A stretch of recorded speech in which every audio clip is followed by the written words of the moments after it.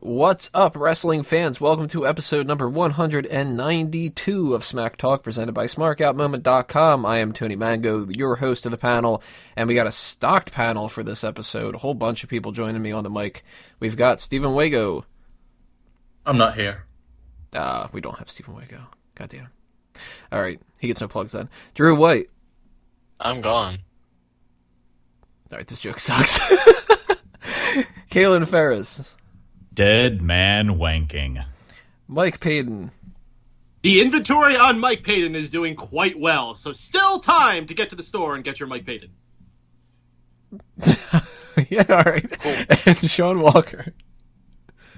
Yep, I'm here. What of it? All right, so we have a stocked panel of nobody really energetic except for Payton, who's really excited for all the people that are going to pick up some Payton. Oh, man. All right. Well, on this episode, we are going to be talking about Battleground. We're going to do our usual stuff that we break down all the matches that happen on that pay-per-view. We also are going to do our normal other sections of the show, the hot tags, the rest hold, the fantasy league, etc., etc. Part 1, you should know by now what that is. That is the kickoff of the show, the wrestling trivia question of the week, otherwise known as the Ask Him. Ask him. And for those who are just joining us for the first time, here's a little breakdown of what this entails. Ask Him is a 2-question kind of scenario. First is for the panel on the show. The second one is for the audience, and they tie in together in some fashion. Last week's questions were about Brock Lesnar, and they were from Drew White. So, Drew, give us a little refresher of what those were. I don't even remember what I asked you guys, but the question to the audience. All right, well, then the question of the panel was, who was Brock Lesnar's first opponent in WWE, and what event did they fight Jeff Hardy at Backlash? Yeah, okay, there we go. Yep, and then the question to the audience was, who has all either pinned or have made Brock Lesnar submit in a match? Do you want me to go ahead and finish good, because I thought it was a backstage segment until you clarified the match part. Thank you. And I had a list, and pretty much I wanted to do this in like a contest type of way, so whoever got the most right pretty much wins.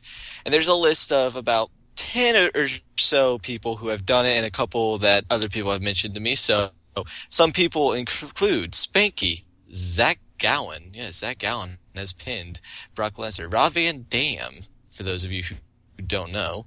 The Undertaker, Big Show, Triple H, John Cena, Kurt Angle, Eddie Guerrero. And then there's also a UFC part to that, which is Frank Mir made him tap out, and I don't think many people got that, but I know a couple people out there. So let's go ahead and take a look here. Do you want to do this, Tony, or do you want me to do this? You go ahead. Okay, so from Mike McCormick, there's Cena, Taker, Eddie, Try. I think he means Triple H. But I'm not going to count that because there's no such thing as a try. Eddie. He said that. Big Show. Angle. Goldberg. And I feel like that's it. The question should have had something to do with the greatest tag team of all time, Tajiri and Brock Lesnar. Ugly little midget, but he was damn talented. And the silent one of Miss says, crap in a hat. I am not equipped for this. I had no Cena is one, and the first pay-per-view I'd seen since Taker wrestled Khali at WrestleMania saw CM Punk do it, right? And that's all I've got. Nope. CM Punk did not pin Brock Lesnar or made him submit. So nice try there. Since it's Drew, I'm not going to say fuck him or explicit him or tell him he should get run over by any manner of tensai. I'm just going to say Drew is so stupid he thought Fleetwood Mac was a new burger at McDonald's. And that go over my head like a lead balloon, as they say on the streets. Also, fuck Lanny Poffo, fuck Byron Saxon, fuck Sheamus, and fuck Tyson's injury keeping Natty, who looks great in her gear she had since WrestleMania, off TV. I do agree with that. NYCW for Life 777 says Trips, Cena, Big Slow, Kurt, Seth Metal.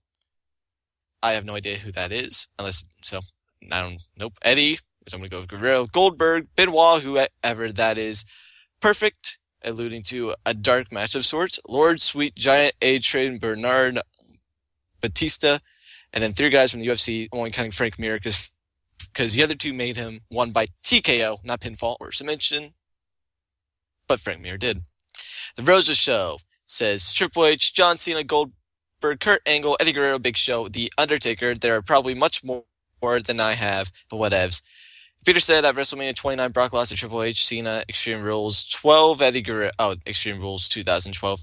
I thought he meant 12 Eddie Guerreros. Eddie Guerrero at the 2004 No Way Out. Goldberg at WrestleMania 20. Fuck who made the question because WWE did a 5 things you didn't know about this last month. But did they do everyone they've ever lost to? Next up, we have Mono Apex. Holy shit, that was the question I'm not going to even try. And fuck you to David Blaine's twin sister, Byron Saxon. And for my next trick, I will make this microphone float in the air. But seriously, I bet he's just daydreaming about cake and cookies. And if we're talking about UFC, he tapped out in his first fight against Frank Mir. So, yep, that one's correct. And I believe out of all this, I am going to go with NYCW for life, who has the most. He had the most wrong, but he also had the most right. So, congratulations. So by that logic, I could have listed everybody that has ever wrestled in WWE, and I would have gotten the most right, but the most wrong too, right? Yep. So Do you get points for having 12 Eddie Guerreros on your list, though? I wish. I really do wish. So this week's questions, I have them sorted out here. They are Undertaker-based, and more specifically, Undertaker streak-based, and WrestleMania, all that kind of stuff. I did an infographic right after Battleground that was dealing with this, so I looked up a lot of that information, and it kind of stuck in my head. So, question to the panel. Which 2 WrestleMania events did Undertaker not wrestle since starting the streak?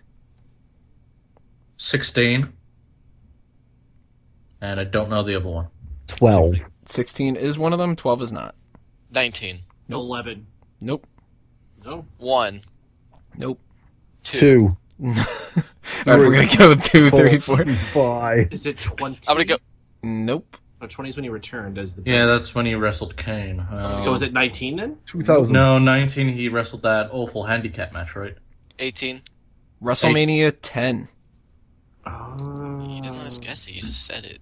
Well, because everybody was you bouncing around. Eventually, we're going to get it. WrestleMania 10 in 1994, WrestleMania 16 in 2000. So, question to the audience, what is the longest match that Undertaker has had at WrestleMania? We all know the streak is the longest thing going, but the longest match that he's had, individual match.